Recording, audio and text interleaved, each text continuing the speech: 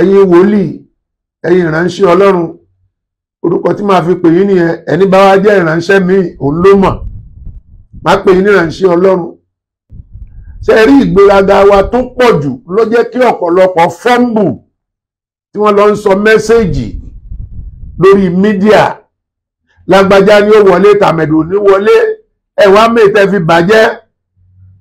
Tí kinní kan bá fi ṣẹlẹ̀, mi ò ní sin lọ́run mọ́. Tí kinní kan bá fi ṣẹlẹ̀, ajẹ́pọ́lọ́run ò pè mí. Ìgbéraga ni. Ẹ jẹ́ kí n sáré sọ̀tàn kékeré kan láàrin ìṣẹ́jú díẹ̀. Wòlíì kan wà ń pè ní asọ̀rọ̀ṣẹ, tọ́rọ̀ bá ti pẹ́ ńlẹ̀ yọ padà dìtàn. Ó ti dìtàn báyìí. Asọ̀rọ̀ṣẹ ni ó gbóná gan nínú ìran. Kábíyèsí o Olódùmarè, Ọlọ́run fún lẹ́bùn tó gbóná gan. Ó wá kúrò láàrin ìgboro, ó lọ sí abúlé oko kan níbi tí àwọn aláwo pọ̀ sí. Ó lóun fẹ́ kán mọ̀ pé yes, Ọlọ́run wà. Ó lọ gbé ìsọjí ọjọ́ 3 kalẹ̀ níbẹ̀. Ìsọjí ọjọ́ kìíní ó kọjá bẹ́ẹ̀, iná ràn. Ọ̀pọ̀lọpọ̀ àwọn ènìyàn ni wọ́n kà, àwọn èèyàn bí àjẹ́, àwọn èèyàn bí oṣó. Ọ̀pọ̀lọpọ̀ àwọn èèyàn ló gba Jésù. Ọjọ́ kejì, èrò tó darapọ̀ ní pápá ìsọjí lábúlé ò níye o.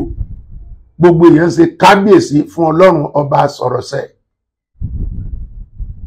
Ní ọjọ́ kẹta, ó ti kéde lọ láàárọ̀ àtọ̀sán káàkiri gbogbo abúlé yẹn.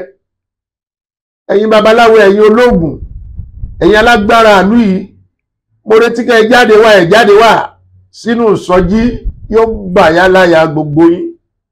Ẹ mọ̀ wípé nǹkan ju nǹkan lọ. Bí wọ́n bá bí yín re, ẹ̀yin ẹ yọjú. Òní lọ́jọ́ kẹta o, à ń retí yín.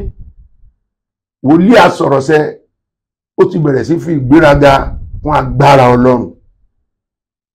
Lóòótọ́ àtòdodo, wọ́n pàtẹ ìsọjí ní ìrọ̀lẹ́. Ó ń dọwọ́ alẹ́ láago 7, òjò ńlá bẹ̀rẹ̀ sí ní ṣú, òjò ń kù. Wòlíì Ọlọ́run sọ wípé mo mọ Ọlọ́run tí mò ń sìn. Ó na Bíbélì sókè, mo jẹ́rìí rẹ Ọlọ́run, òjò yóò gbọ́dọ̀ rọ̀. Bí òjò yìí bá fi lè rọ̀ pẹ́rẹ́, mi ò sìn ọmọ Ọlọ́run. Màá bẹ̀wù àdúrà sílẹ̀, màá dẹ̀ fa Bíbélì mi ya. Màá padà sí ẹsẹ̀ àárọ̀. A jẹ́ pé kò sọ́lọ́run mọ́ nìyẹn. Kò tí ì sọ̀rọ̀ délẹ̀, òjò bẹ́ sílẹ̀. Gbogbo àwọn èèyàn tó wà ní ìsọjí wọn túká pátápátá. Wòlíì náà mú fẹnu ẹ̀ṣẹ́ o. Ó mú Bíbélì ẹ̀ ó fàya. Ó máa sọ àdúrà ó fàya. Ó jáde pẹ̀lú ìtìjú kó lábúlé yẹn. Ó wá bọ́ sẹ́yìn abúlé yẹn, ó jókòó sí ìkóríta ńbẹ̀. Ní alẹ́ yẹn, ó dorí kodò. Kò lè rìn kúrò nínú yẹn torí ilẹ̀ ti ṣú, ṣùgbọ́n wà lẹ́nu bodè ìlú. Ìwọ náà tó ní bí lágbájá bá ti wọlé, ó sọ Bíbélì ẹnu ní mọ́sàfara. Ìwọ tó níwà lọ máa bọ̀ ọ̀sà ní mọ́sàfara. Gbogbo ń tọ́ ọlọ́ọ̀dà pátápátá pò sí lọ mọ́sàfara o. Inú mi dùn pé Pentecostal wà ń bí, aláṣọ àdúrà wà ní gbogbo ẹ̀yin tẹ́ ẹ lérí. Obìnrin wà láàrin yín, ọkùnrin wà láàrin yín. Láti parí ìtàn yìí, Sàmà níbi tó jókòó sí ní ẹ̀yìn abúlé ń bẹ̀. Bàbá kan nú àwọn aláwo ó ń bọ̀, ó wá rí níbẹ̀. Ó wá pé ènìyàn Ọlọ́run, kábíyèsí rẹ̀ wá kúnlẹ̀. Wòlíì asọ̀rọ̀ṣẹ gbójú wo, má pè mí mọ́ orúkọ yẹn mọ́, mi ò kì í ṣe ènìyàn Ọlọ́run o. Ó ní Ọlọ́run rẹ̀ la máa fìyìn fún, ìyẹn bàbá oníṣègùn yẹn. Ọlọ́run rẹ̀ tóbi gan ni. Ọlọ́run rẹ̀ lágbára gan ni. Ó wá ń wo ẹnu bàbá onífá yẹn. Ó ní ọjọ́ kìíní mo gbìyànjú láti sapá mi lé ọ lórí, mi ò rí sà. Ọjọ́ kejì mo gbìyànjú, mi ò rí sà. Pé ní ọjọ́ ìkẹta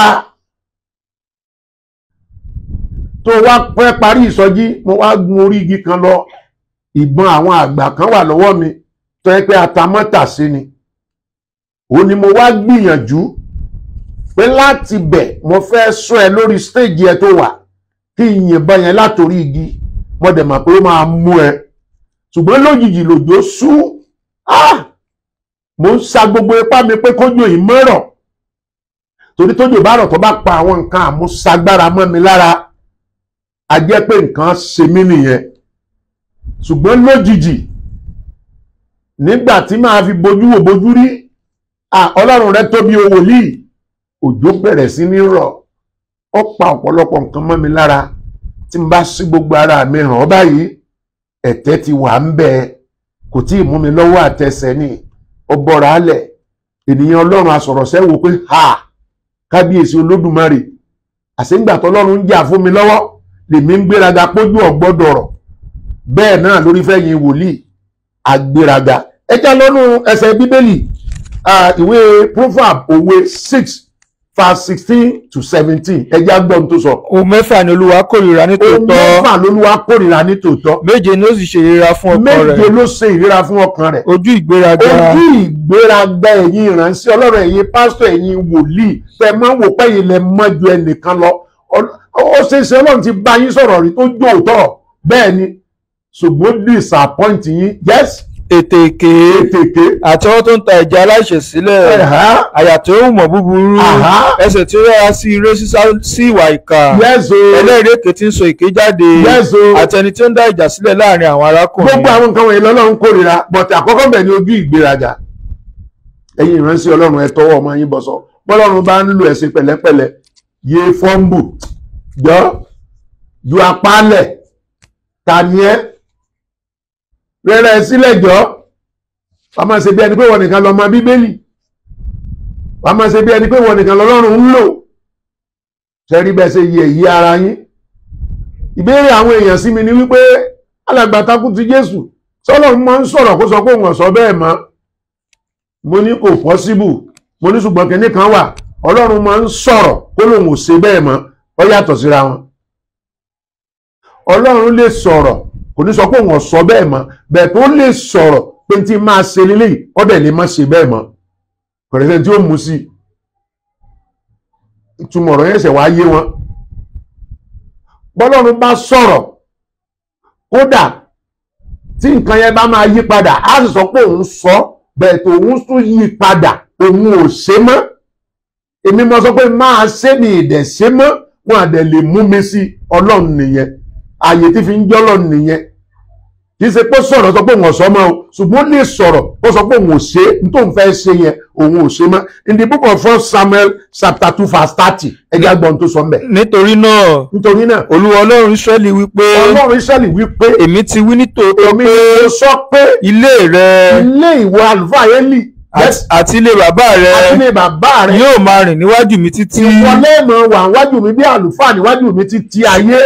ṣùgbọ́n nísinsìnyí Olúwa wípé kí a má rí àwọn tí ó bọlá fún mi èmi ò bọlá fún. bí ìgbéraga bá ti wà nínú ayé ìránṣẹ́ Ọlọ́run àbó tí ń sì wàhù tí ohun mẹ́fà tí Olúwa kórìíra tó bá ti wà nínú ayé rẹ̀ ntọ́lọ́run sọ Ọlọ́run ti padà lẹ́yìn rẹ̀ kò ṣe mọ́ o.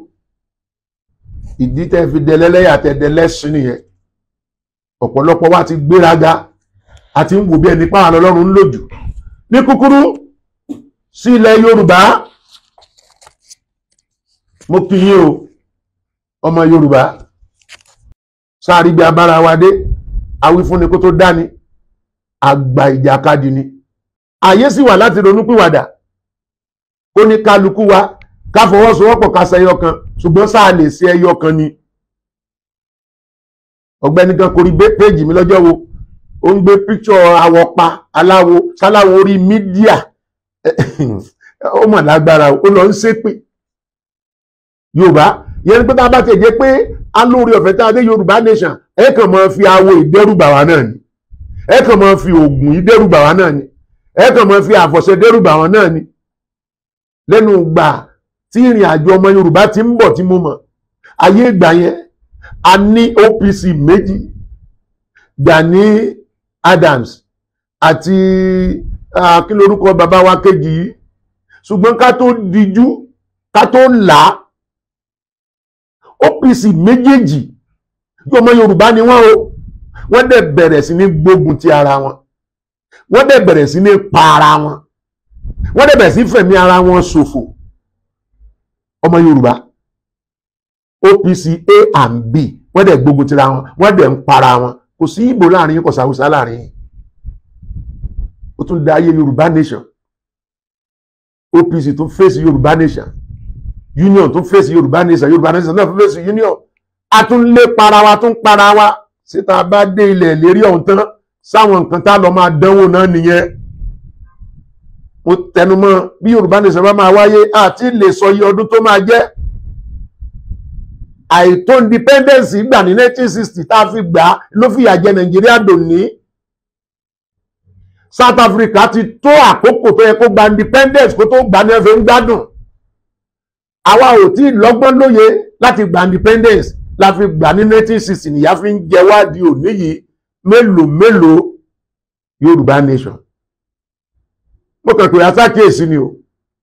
À ń fi owó ra owó. Mo ní owó ní bank, mi ò lè kúrì kí n lọ gba 5-10,000 naira. Bí n bá fẹ́ gba 5,000 ní POS, wọ́n fẹ́ gba 1,500 lórí owó mi. Sọfẹ́ni àkọ́ ìjọba kọ́ ló fún mi o, bónọ́ọ̀sì kọ́ o, owó mi ẹ yọ 1,500 ẹ kù 3,500 lé mi lọ́wọ́. Kò ń ṣẹ́jú àwọn tó ń ṣe bẹ́ẹ̀, agbára àwọn ìjọba wa ni. Ẹ wá kíyèsí, mo ṣeré lọ sí Lútù lọ́jọ́ wo, mo dé ọ̀pọ̀lọpọ̀ General Hospital mìíràn, Gbàgádà, General Hospital Ìkòdú, bẹ́ẹ̀ lọ. Mo rí ọ̀pọ̀lọpọ̀ àwọn ènìyàn tí wọ́n wà lórí àìsàn, ọ̀pọ̀ tí ẹ ti dòkú. Nígbà tó jẹ́ pé àwọn tó ní BP wọ́n ní owó tán lè fi ra ògùn wọn ní fámásì mọ́.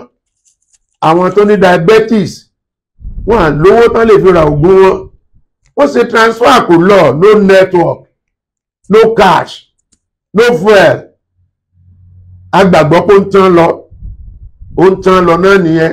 Ẹ jẹ́ àforítì. Thank you for watching.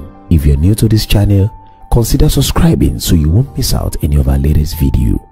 My name is Aki Anabi. I'm a video director and TV producer of Akomolowe on African Magic. Keep watching Drive TV. Olólùfẹ́ Drive TV àti gbogbo ẹ̀yin tí Fẹ́mi Sola ẹ máa wo Drive TV. Keep watching Drive TV. My name is Wole Agba. Taking this time out to tell you all that you keep watching Drive TV. What drive ẹ̀wọ̀ ní ògo ẹ̀? What drive ẹ̀wọ̀ fulfilment? What drive ẹ̀wọ̀ bí tó bá lọ? Ó ní iṣẹ́ rẹ̀. Ibi ni kò máa wò Drive TV. Thank you. Chloe. Drive TV, driving you around the world.